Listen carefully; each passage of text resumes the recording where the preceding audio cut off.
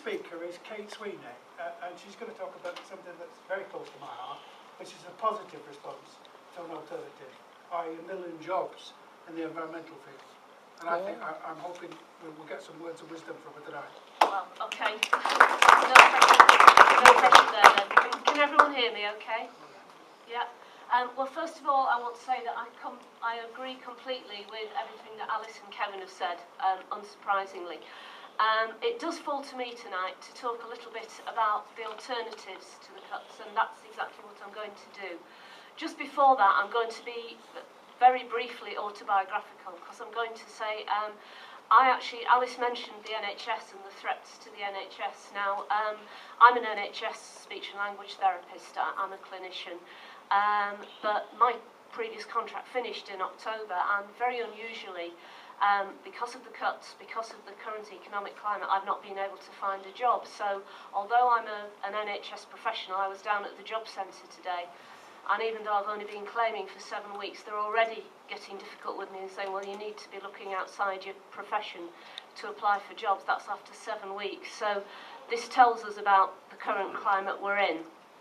However, Kevin's already mentioned that what the government likes to tell us is that there's no alternative. Now, whenever I hear that particular phrase, it was one of Mrs. Thatcher's, wasn't it?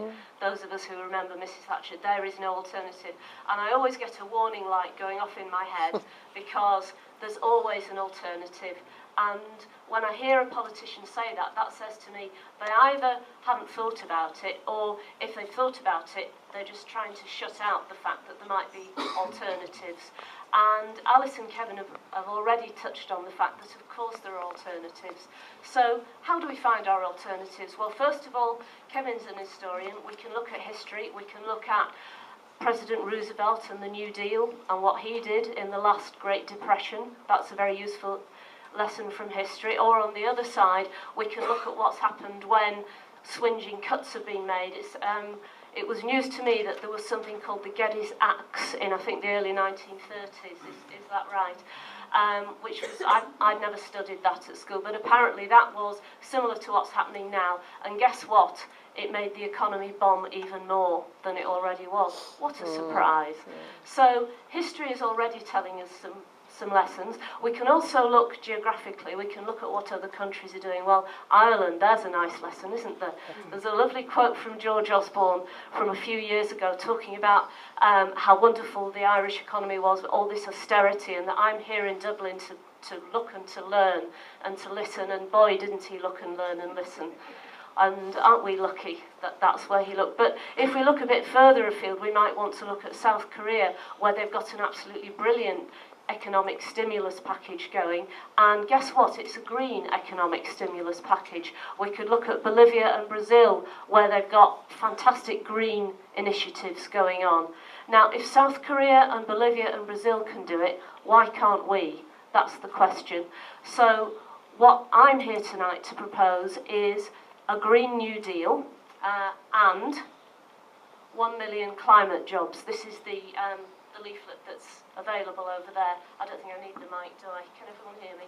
Yeah. Okay, yes, sorry, I'll stop leaning forward. So, what do we mean by the million climate jobs? Well, a lot of it you'll be able to guess just from the title. We're talking about, of course, yes, renewable energy, but it may surprise you to learn that Greens don't just think about renewable energy, and no, we don't want a wind farm on every single hilltop, but we do want to create lots more renewable energy. We also want to see a massive investment in public transport. We want to see lots and lots of work on heating. Now, it's great that so many people have come tonight, and every single one of us, we've had to come across an Arctic tundra to get here. And I guess most of us probably live in quite old houses because that's mainly what there is in this area. And I know I've been rushing around my house trying to close off all those little gaps and the little crevices where the cold air comes in all the time while my central heating's blowing away. So, and yet there's so much to be done. One of the stories I love to tell is in the bad winter 2 years ago, I was sitting in the pub in Hebden Bridge with a friend of a friend from Sweden, and I asked him, we weren't talking about the environment, and he didn't know I was in the green movement or anything, but but I asked him what are the main differences between the UK and Sweden, and the first thing he said was, well, you guys waste so much money in installation. He said, you let thousands of pounds go literally out of the window every day. And I thought that was a very nice little lesson, because, you know, in other cold countries, they manage it a little better than us. And that's another way in which we can stimulate the economy, we can create jobs. We can get, as they're already doing in Kirklees and Leeds and a few places, let's have the public sector on board and let's flipping insulate every single building so that when we get another winter like this, we won't get pensioners dying of cold the way that is sadly going to happen this winter as it does every winter. The other thing I want to mention on this subject of 1 million climate jobs, an area that often gets forgotten about, we need to see a lot more research. It's not just about getting going with the stuff that we know about, but let's find out a little bit more about the things that are still a bit of a mystery. The government's very keen on something called carbon capture storage. Now that's something which has potential.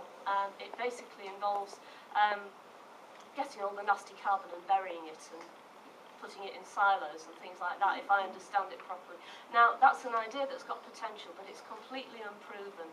And instead of just barging ahead with that, we'd like to see lots and lots more research and on all the different alternatives, because in addition to the economic problems that we have, of course, there is the problem of climate change. And again, I know it's counterintuitive when it's Arctic outside, but many of you will have seen in the papers that this year is actually on course to be the warmest year ever.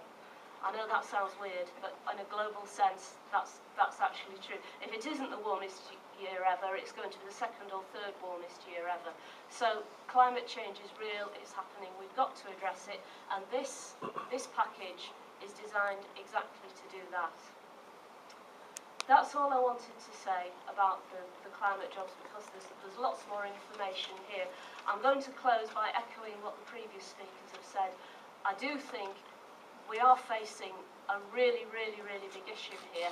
I was at the meeting at the Trades Club in Hebden Bridge a couple of weeks ago, and I said then, and I'll say again, that I think now is a very, very important time. It's possibly even more important than opposing the invasion against Iraq. I think in 200 years' time, if there is still any sort of education system, the students will be learning, they'll be learning about 2010 and about what the government did, and hopefully they'll also be learning about what we did to counter what the government did. So please, let's be united, let's not descend into petty bickering. We don't all agree on everything. I'm from the Green Party, there are people here from the Labour Party and from other parties and no parties. We don't agree on everything, but we do agree on our opposition to the cuts. So please don't let's blow it.